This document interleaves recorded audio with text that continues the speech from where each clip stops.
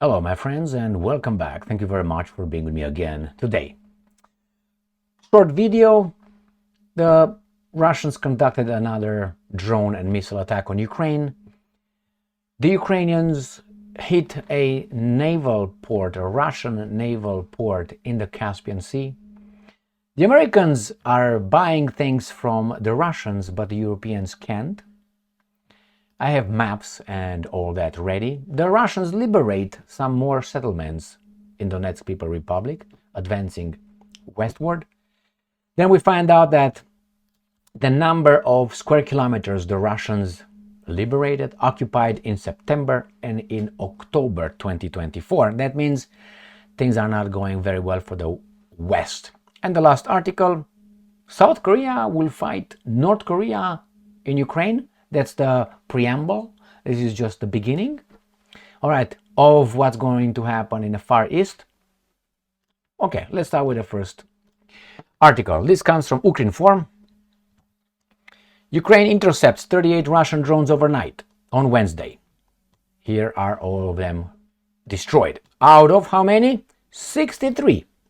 So Russia launched 63 drones, and these guys destroyed how many did they? 38.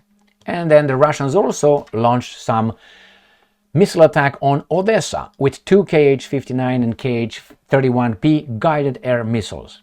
So the missiles were launched from the Black Sea area towards Odesa. So let's see where that is. Right here, this is the Black Sea. This is Odesa. So from here, attacked Odesa. And then the drones were launched, I tell you now, from Bryansk and Oriol, and they attacked the northeastern part of Ukraine, and from two areas, one from Cape Shauda on the Crimean Peninsula right here, and the other one from across the Sea of Azov. This is Primorsko-Akhtarsk right here. So from here they attacked south, Nikolaev, Odessa, and they went into Zhytomyr, then Kiev, Cherkasy, Dnipropetrovsk, Sumy, Chernihiv. So let me just read that for you. Exactly, that's what they say. They start from Bryansk, Primorsko-Akhtarsk, Oriel, and Cape Shauda. This is where they launched them from. And then they attacked Odessa, Mykolaiv, Kiev, Sumy, Kirovohrad, Zhytomyr, Cherkasy, Chernihiv, and Zaporozhia regions, the ones that I showed you. Well, let's see how the Americans can do things that the Europeans were forbidden. Sputnik. US imports Russian aluminum for first time since 2023 in September. Why? Well, the big business tells the elected officials what to do so they can compete in the world market.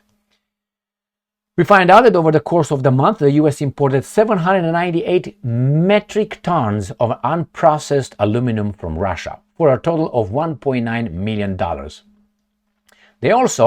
They increased the platinum, remained the most important metal from Russia in the US, $88.6 million. But they didn't do it with titanium, which fell 1.6 times month to month to $1.4 million in September. But they can buy it, the other ones cannot buy it. Next one. Russian army liberates 2 settlements in Donetsk People's Republic. Oh my, look at that. And here it is. This comes from Sputnik. Let's see where those 2 settlements are in the Donetsk People's Republic. And they are Maximovka and Antonovka in the Donetsk People's Republic. Now, Antonovka is right here. All right, and this is across from Donetsk, the city of Donetsk, and you have Marinka. So in straight line from Donetsk, Marinka, and Antonivka on this map here.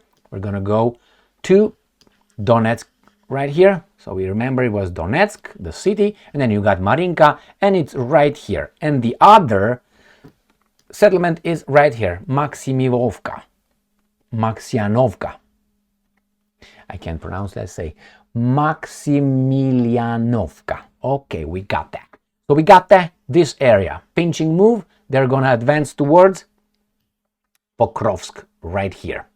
So boom, boom, this thing is already done. Look at how many how much they advance on here, and this is Zaporozhia, nothing here. This is Donetsk People Republic. Down there, down here, here again. All these are not, is not good news. Chasov Yar here for the Ukrainians or NATO. Here again, not good. Here, but this is already in Kharkov, right here. All right, next article. Ukrinform. Zelensky signs into law bills extending mobilization and martial law until February 7th, 2025. No need, because Donald Trump, the elected president of the United States of America, he's going to solve the Ukraine war in 24 hours. So it's okay, that's futile for you, Zelensky Stein. Let's see if Mr. Zelensky will listen to Mr. Trump's phone call. Why? Because Trump, if he's really in power and he's going to do what he said he's going to do, he can stop everything and Ukraine will collapse in 5 seconds.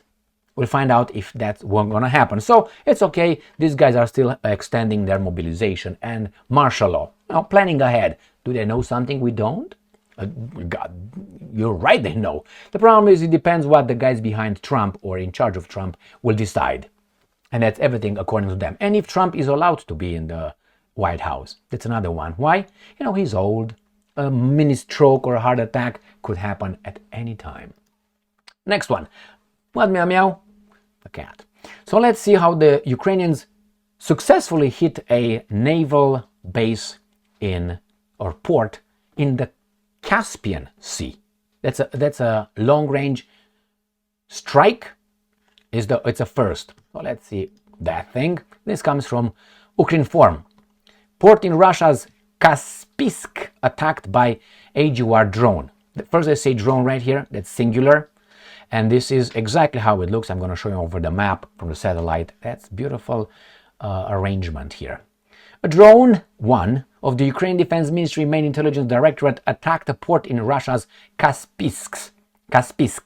All right, we can confirm this. Next article. Ukrinform related. What, meow meow? Where are you going? Cat. Drone attacks.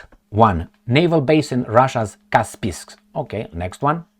Drone attack on Russian port in Kaspisk, confirmed by Ukraine's top security buddy. And we have this on Ukrainian drones, that's plural, strike Russian ships, plural, in Caspian Sea for the first time video. We're not going to play it because we are on YouTube, and YouTube doesn't like when I play videos, but allows some others who are cooperating, I guess. So here it is. These are the vessels, the military ships. And where is this located? In this beautiful harbor port on the Caspian Sea. Where's Caspian Sea? This is east of the Black Sea. This is Ukraine right here. So the garbage occurs on this area. And this is the Caspian Sea. This is the Black Sea. These are the Caucasus. Remember, Azerbaijan, Armenia, all those guys. So the Ukrainians were capable, Ukrainians, to hit from here to there. That's a long-range missile strike. On the other map, I'm going to show you this one, would be, so this is Ukraine, would be a little bit southeast of this location where the contact line is. Again, I'm going to go on the map. So this is Ukraine. So from here, they struck here. Successful, if true. Next one. Russia gains 490 square kilometers of Ukrainian territory in October. And in September, they did 405 square kilometers since September. So that gets it to 900 square kilometers. So that's about almost 600, let's say 500 and some square miles about. Okay, so the Russians definitely are fulfilling their military operations goals. And the last article here, the South Koreans somehow reflexively have to react. If the North Korea take a shit, South Korea has to take a shit as well. Very interesting. Ukrainska Pravda. South Korea considering sending observers to Ukraine over DPRK military participation.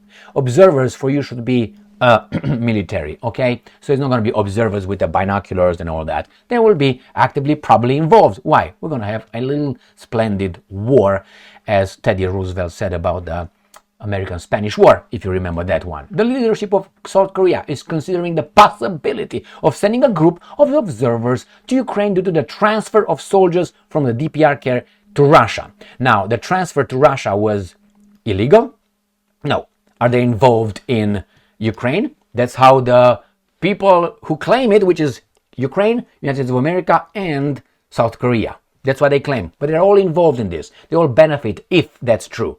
And the Russians did not do anything illegal, allowing or training North Korean troops on their territory. Now, if they use them over there, this guy used their intelligence, they use their satellites, they use their trainers, they use everything, including tanks and airplanes, to fight the Russians. So they tell me about the North Koreans coming over. You are the first ones who escalated. And now these guys are bringing some poorly trained North Koreans with some faulty bolt action. That's what they have, we are told. But somehow they can strike the territory of the United States of America with their nuclear weapons.